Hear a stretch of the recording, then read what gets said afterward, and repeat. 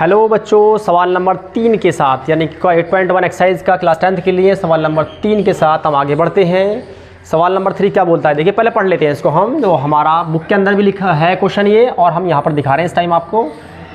If sine A is equal to 3/4 calculate cos A and tan a।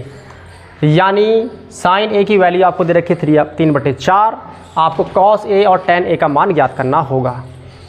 देखिए sign ए क्या होता है, perpendicular upon hypotenuse होता है। तो आपको सिर्फ क्या पता है, देखो राइट एंगल ट्रायंगल में से परपेंडिकुलर और हाइपोटेनस का पता है by the help of sine ए।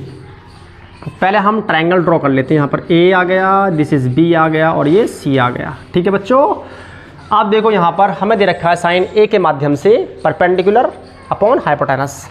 तो परपेंडिकुलर क्या है इस टाइम, ए के सामने परपेंडिकुलर होगा हमारा, देखो 3 हो गया, हाइपोटेनस कितना है 4, ये आपके पता है। देखो थर्ड साइड नहीं पता है, नहीं पता थर्ड साइड, तो हम पाइथागोरस थ्योरम यहाँ पे यूज़ करेंगे। किस प्रकार, सुन लीजिए। बाय पाइथागोरस थ्योरम,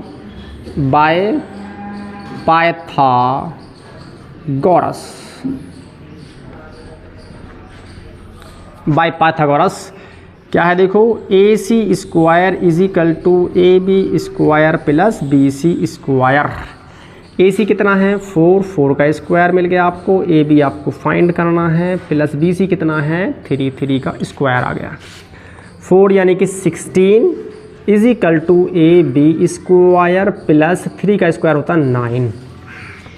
चलिए ए बी फाइंड करना है, ए बी को अपनी जगह रखेंगे हम, 9 को ट्रांसपोज कर लेंगे, राइट।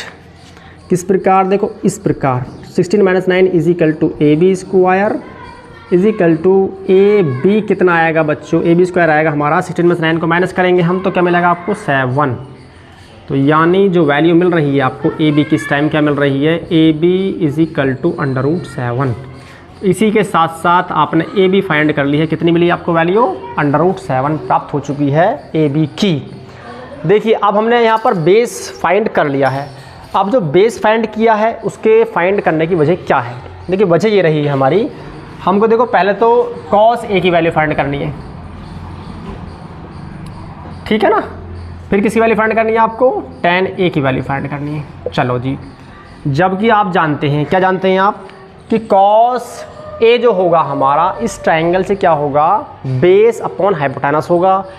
जबकि हमें बेस का पता ही नहीं है, बेस दिया ही नहीं क्वेश्चन में, क्योंकि हमको साइन ए क्या दे रखा है 3/4। साइन होता है परपेंडिकुलर हाइपोटेनस होता है, जो कि परपेंडिकुलर हाइपोटेनस तो दिया है लेकिन बेस नहीं पता। जबकि बेस रिक्वायर किसके लिए होता है, कॉस के लिए भी होता है और tan के लिए भी होता है। जबकि आपको क्वेश्चन में कह रखा है कि आपको कॉस ए की वैल्यू फाइंड भी करनी है और tan a की वैल्यू फाइंड करनी है, ठीक है।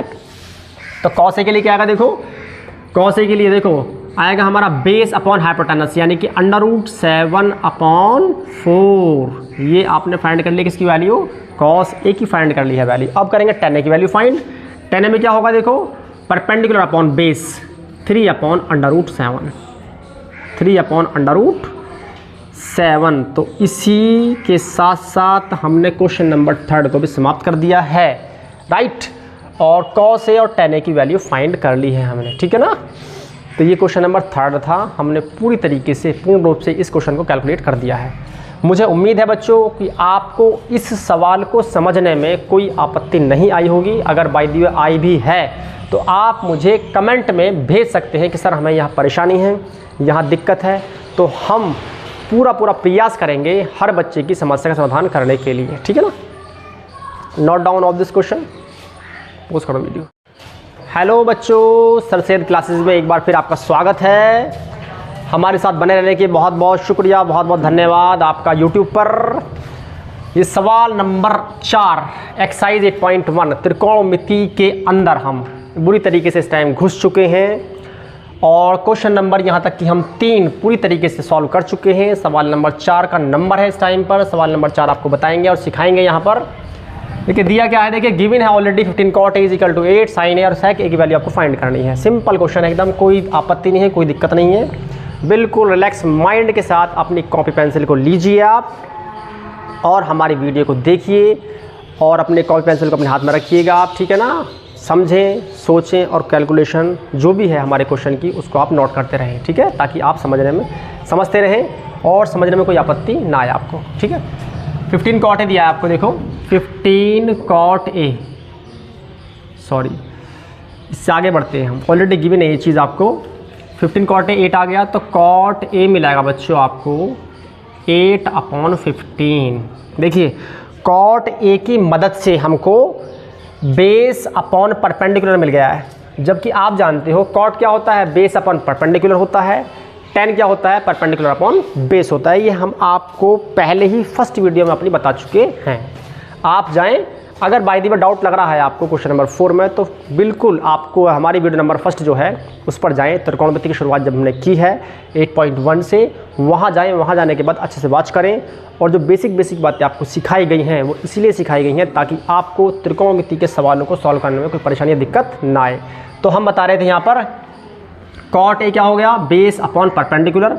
तो ये सब बातें बेस अपॉन परपेंडिकुलर क्यों हैं ये हमने पहली वीडियो में अपनी बता चुके हैं, ठीक है। आइए आगे बढ़ते हैं हम इस सवाल के अंदर।